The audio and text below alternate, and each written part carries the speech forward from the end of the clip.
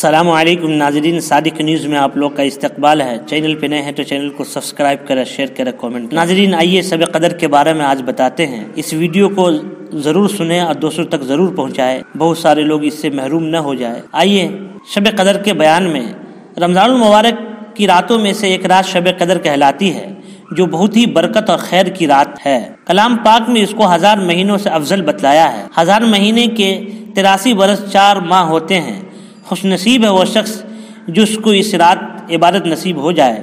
جو شخص اس رات کو عبادت میں گزار دے، اس نے گویا 83 برس 4 ماہ سے زیادہ زمانہ کو عبادت میں گزار دیا، اور اس زیادتی کا بھی حال معلوم نہیں کہ 1000 مہینے کی کتنے ماہ زیادہ افضل ہے۔ اللہ جل شانہ کا حقیقتاً بہت ہی بڑا انعام ہے قدر دانوں کے لیے۔ ایک بے نہایت نعمت مرحمت فرمائی جو در منصور میں حضرت انس رضی اللہ تعالی عنہ سے حضور صلی اللہ علیہ وسلم کا ارشاد نقل کیا ہے، شب قدر اللہ تعالی شانہ نے میری امت کو مرحمت فرمائی ہے، پہلی امتوں کو نہیں ملی۔ اس بارے میں مختلف روایات ہیں۔ اس انعام کا سبب کیا ہوا؟ بعض احادیث میں وارد ہوا ہے کہ نبی کریم صلی اللہ علیہ وسلم نے پچھلی امتوں کی عمر کو دیکھا تو بہت زیادہ ہوئی، اور آپ کی امت کی عمریں بہت تھوڑی ہیں۔ اگر وہ نیک اعمال میں ان کی برابری بھی کرنا چاہے تو ناممکن۔ اس سے اللہ تعالیٰ کے لاڈلے نبی کو رنج ہوا۔ اس کی تلافی میں یہ رات مرحمت ہوئی۔ اگر کسی خوش نصیب کو 10 راتیں بھی نصیب ہو جائے اور ان کو عبادت میں گزار دے تو گویا 837 برس 4 ماہ سے بھی زیادہ زمانہ کامل عبادت میں گزار دیا۔ بعض روایات سے معلوم ہوتا ہے کہ نبی کریم صلی اللہ علیہ وسلم نے بنی اسرائیل کے ایک شخص کا ذکر فرمایا کہ 1000 مہینے تک اللہ کے راستے میں جہاد کرتا رہا۔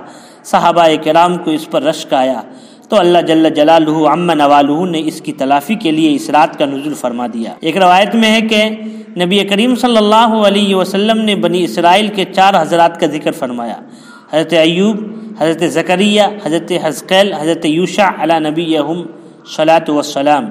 80 برس تک اللہ کی عبادت میں مشغول رہے اور پل جھپکنے کے برابر بھی اللہ کی نافرمانی نہیں کی۔ اس پر صحابہ کرام کو حیرت ہوئی تو حضرت جبرائیل علیہ السلام حاضر خدمت ہوئے اور سورہ قدر سنائی۔ اس کے علاوہ اور بھی بہت روایات ہیں۔ اس قسم کے اختلافات روایات کی اکثر وجہ یہ ہوتی ہے، ایک ہی زمانہ میں جب مختلف واقعات کے بعد کوئی آیت نازل ہوتی ہے تو ہر واقعہ کی طرف نسبت ہو سکتی ہے۔ بہرحال سبب نزول جو کچھ بھی ہوا ہو، لیکن امت محمدیہ کے لیے اللہ جل شانہ کا بہت ہی بڑا انعام ہے۔ یہ رات اللہ ہی کا عطیہ ہے، اس میں عمل بھی اسی کی توفیق سے میسر ہوتا ہے، ورنہ کس قدر قابل رشک ہے وہ مشائخ جو فرماتے ہیں بلوغ کے بعد سے مجھے شب قدر کی عبادت کبھی فوت نہیں ہوئی۔ البتہ اس رات کی تعین میں علماء امت کے درمیان میں بہت کچھ اختلاف ہے۔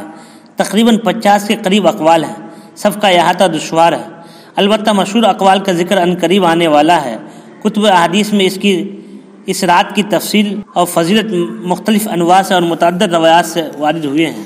یعنی قرآن پاک لوح محفوظ سے آسمان دنیا پر اسی رات میں اترا ہے۔ یہی ایک بات اس رات کی فضیلت کے لیے کافی تھی کہ قرآن جیسی عظمت والی چیز اس میں نازل ہوئی، یہ جائے کہ اس میں اور بھی بہت سے برکات و فضائل شامل حال۔ آگے زیادتی شوق کے لیے ارشاد فرماتے ہیں وما ادراک ما لیلۃ القدر، اور آپ کو کچھ معلوم بھی ہے شب قدر کیسی بڑی چیز ہے۔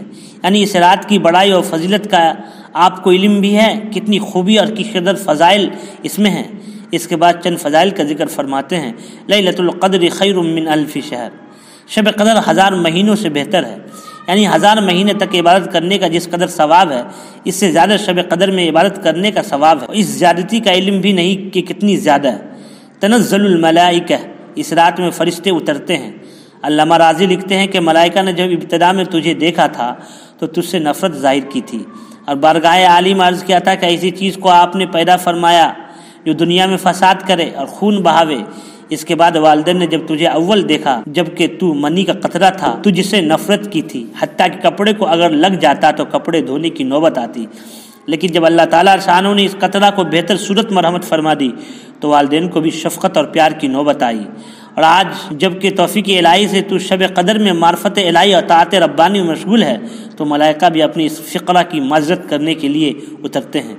والروح فیہا، اس رات میں روح القدس یعنی جبرائیل علیہ الصلاۃ والتسلیم بھی نازل ہوتے ہیں۔ علامہ راضی نے لکھا ہے کہ یہی قول زیادہ صحیح ہے۔